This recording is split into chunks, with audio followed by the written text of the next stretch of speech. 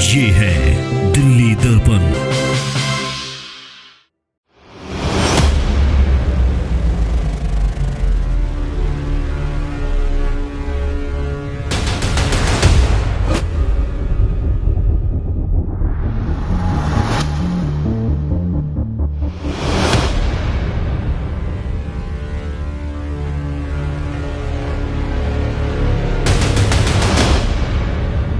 नमस्कार, मैं हूं पूजा नागर और आप देख रहे हैं दिल्ली दर्पण टीवी। इस वक्त मेरी मौजूदगी है राजधानी दिल्ली के रोहिणी के 16 सेक्टर के जी ब्लॉक में। आप मेरे ठीक पीछे देख सकते हैं कि एक इमारत अचानक भरभरा कर गिर गई और हादसे के बाद इलाके में बेहद अफरा तफरी मच गई। बताया जा रहा है कि यहाँ कई लोग मलबे में नीचे दब गए हैं और एक राम नाम के आदमी की मृत्यु हो चुकी है, जिसकी पुष्टि पूरी तरह हो चुकी है। लेकिन अभी भी कुछ तस्वीरें आप सामने ठीक देख सकते हैं कि यहाँ जेसीबी खड़ी है, राहत बचाव यहाँ मौजूद है, एम्बुलेंस यहाँ मौजूद है। यहाँ कई ऐसे अभी लोग हैं जो मलबे के नीचे दबे हुए हैं। राहत बचाव अभी जारी है और अभी पुष्टि नहीं हुई है कि आखिर मलबे में कितने लोग दब गए हैं और कितने लोगों की मृत्यु हो चुकी है। तो बने रहे हमारे साथ, हम आपको इस खबर की पूरी जानकारी देते रहेंगे। निश्चित रूप से जो कोई घटना होती है, आपको मालूम है, जांच तो होगी होगी। वर्तमान में जो लोग इसके अंदर दबे हुए हैं वो लोग बाहर निकाले जाए, इसकी चिंता ज्यादा है।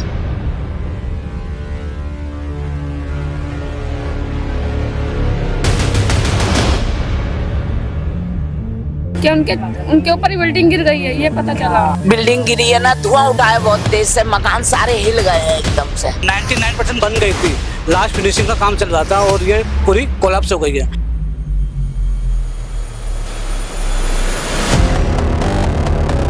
ऐसे बिक रही है ताश के पत्तों की तरह। वो गिरे, मतलब वो नीचे दबे हुए हैं, उनके फादर जो है वो मिल नहीं रहे। बेस मजबूत होना चाहिए और ड्राइंग के मुताबिक काम करना चाहिए, ताकि किसी को तो खुद तो जोखिम डालता है, अपने आप को, पड़ोसियों को भी डालता है। तो थोड़ा सा नियमों की अनदेखी ना हो।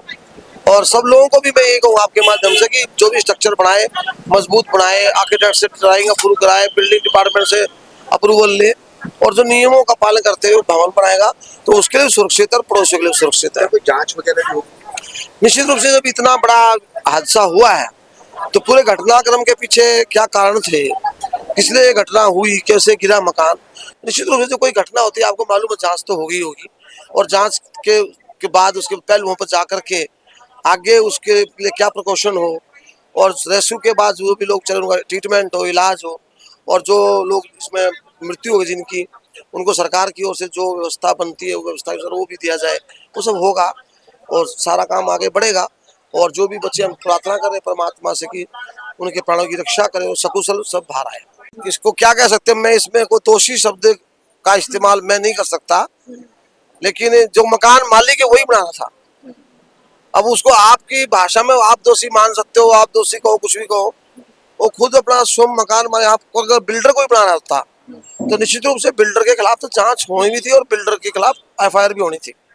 अब इसमें वो जो ओनर है, मालिक है, वो खुद ही दबा हुआ है। अब वो दबा, वो अपने प्राणों की रक्षा उसकी हो जाए, ये हम दुआएं कर रहे हैं, वो खुद ही दबा हुआ है, तो उसको रेस्क्यू कराया जा रहा है। अब भगवान उसको सकुशल जीवन दे और सकुशल निकल के आ जाए, ऐसी प्रार्थना ईश्वर के चरणों में हमारी है। सर, ये इमारत गिरने का कोई मुख्य कारण अभी सामने आया है? देखिए, मुख्यतः कारण तो बहुत स्पष्ट होता है। दो कारणों से ये भवन ध्वस्त होता है। एक तो स्ट्रक्चर, कितने नीचे से वो लेके आया स्ट्रक्चर को, हाइट पे कितने जाना, डाउन कितना गया है, उसमें उस जो स्ट्रक्चर ड्राइंग है उसने बनवाई कि नहीं बनवाई। स्ट्रक्चर ड्राइंग बनवा करके उसके पैमाने, जो टोर है, कितने mm का यूज किया, नीचे उसने सीमेंट कितने यूज किया, कितनी अच्छाई से उसने काम करवाया, उसके ऊपर निर्भर ज्यादा करता है। बच्चे को कोई स्कूल छोड़ रहा है, कोई गुरुद्वारे में आ रहा है, तो यहाँ से बाहर निकल रहा था तो बिल्डिंग कोलैप्स हो गई और वो उसमें उनकी ट्रेजेडी हो गई भाई के साथ। और क्या नाम था भाई का? भाई का नाम राम था। कितनी उम्र थी? 42 ईयर थी। क्या काम करते थे परिवार में? वो मैकेनिक है। परिवार में 3 भाई थे हम, और 2 हम जुड़वा थे, एक छोटा वाला भाई है।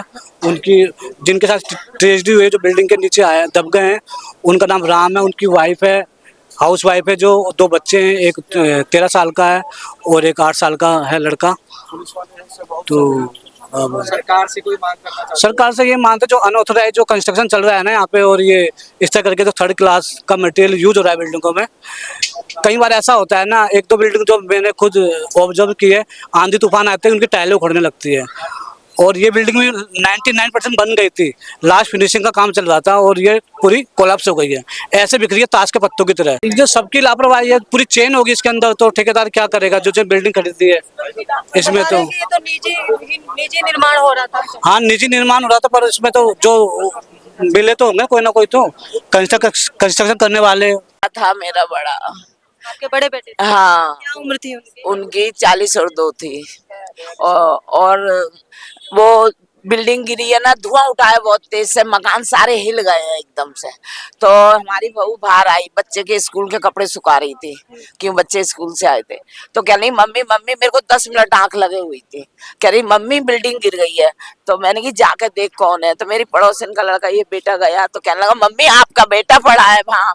फिर मेरी बहू भागी और भाग के इसको फोन करा कि अपनी मम्मी गिर गई है, रेनू तू आ जा, इसका पति है ना। इसको बताया नहीं कि दूसरे मकान में रहती है, ये घबरा जाएगी, कैसे उतर के आएगी 4 मंजिल से। इसलिए इसको ये बताया कि मम्मी गिर गई है, तू घर आ जा। फिर ये भाग के आई। मेरे को देवरानी का फ़ोन आया कि मुझे मम्मी की चोट लग गई है। मुझे ये कह के बुलाया गया, मैं जल्दी से फटाफट ताला लगा कर आई और यहाँ पर आके देखा तो मम्मी तो अच्छी है, ठीक है, भगवान की दुआ से अच्छी है, मगर पता चला कि मुझे यहाँ पर कि मेरे ही आदमी को चोट लगी, बिल्डिंग अचानक से मेरे आदमी के ऊपर गिर गई। मुझे ये पता चला, मुझे पता भी नहीं था। फिर आके पता चला कि मेरे देवर छोटे वाले अम्बेडकर लेके गए हैं मेरे आदमी को, कि उनके ऊपर ही बिल्डिंग गिर गई है, ये पता चला। सामान लेने जा रहे थे, अचानक से बिल्डिंग गिरी उनके पास। मैं आपके चैनल के माध्यम से बताना चाहूँगा कि ये बिल्डिंग बिल्कुल न्यू रेनोवेट हो रही थी। देखिए मतलब अनहोनी एक होनी थी, उसकी वजह से चार फ्लोर इसके बन गए थे। चारों फ्लोर बनने के बाद ये डैमेज हो गई। आज ये देखा जा रहा है कि डैमेज हो गई। हाँ, ऐसे आशंका है कि 4 से 5 लोग फंसे हुए हैं, और हमें भी पता है कि एक जो उनके हमारे फ्रेंड हैं उन्हीं की बिल्डिंग थी, वो गिरे, मतलब वो नीचे दबे हुए हैं। उनके फादर जो हैं वो मिल नहीं रहे, तो अनफॉर्चुनेटली फाइनल टच पे थी। तो आज ये देख के बड़ा बुरा लगा कि इनके ये अभी कोई रहता नहीं था, अभी लेबर काम कर रही थी, और लेबर भी हो सकता है 3-4 लेबर दबी है, और उनके फादर भी नहीं मिल रहे हैं, क्योंकि उनके फादर हमारे दोस्त हैं। हमने बहुत ढूंढने की कोशिश की, लेकिन उनके फादर मिल नहीं रहे हैं। कब से ये बिल्डिंग बन रही थी? ये बिल्डिंग लगभग 1 साल से बन रही है, कोई ऐसी कभी दिक्कत आई नहीं है। लेकिन अब कौन सी जगह है ये जगह रोहिणी का सेक्टर 16G4 का।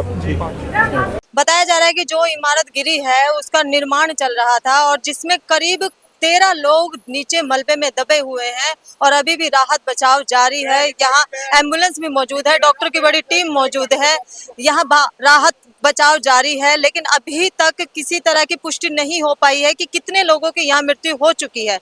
तो अभी जो आप सामने तस्वीरें देख रहे हैं, यहाँ बहुत ज्यादा भीड़ है। कोशिश की जा रही है कि किसी तरह जो मलबे में दबे हुए हैं उनको बचाया जाए और किसी तरह उनको बाहर निकाला जाए। तो अभी हम आपको यहाँ की पूरी तस्वीरें दिखा रहे हैं, और किसी तरह कोशिश की जा रही है कि जो मलबे पे दबे हुए लोग हैं उनको राहत बचाव की जाए। डॉक्टरों की टीम मौजूद है, मैं फिर से आपको बता रही हूँ, डॉक्टरों की टीम मौजूद है, यहाँ पुलिस भी मौजूद है, प्रशासन भी मौजूद है, और कोशिश की जा रही है। लेकिन आगे जाने की कोई अनुमति नहीं है कि जो इमारत गिरी थी, अभी जो थोड़ा बहुत सामने आया है कि जो इमारत का निर्माण हो रहा था उसमें किसी तरह के कच्चे माल के इस्तेमाल से ये इमारत गिर गई और ताश के पत्तों की तरह बह गई। तो अभी पूरी तरह पुष्टि नहीं हुई है कि इस इमारत के गिरने से कितने लोगों की मृत्यु हुई है, लेकिन जानकारी अभी इतनी मिली है कि 13-14 लोग अभी मलबे में दबे हुए हैं। कैमरामैन लकी रावत के साथ मैं पूजा नागर, दिल्ली दर्पण टीवी। लेटेस्ट खबरों के लिए सब्सक्राइब करें हमारा YouTube चैनल या फिर लॉग ऑन करें www.delhidarpantv.com। खबरों की कवरेज और विज्ञापनों के लिए संपर्क करें।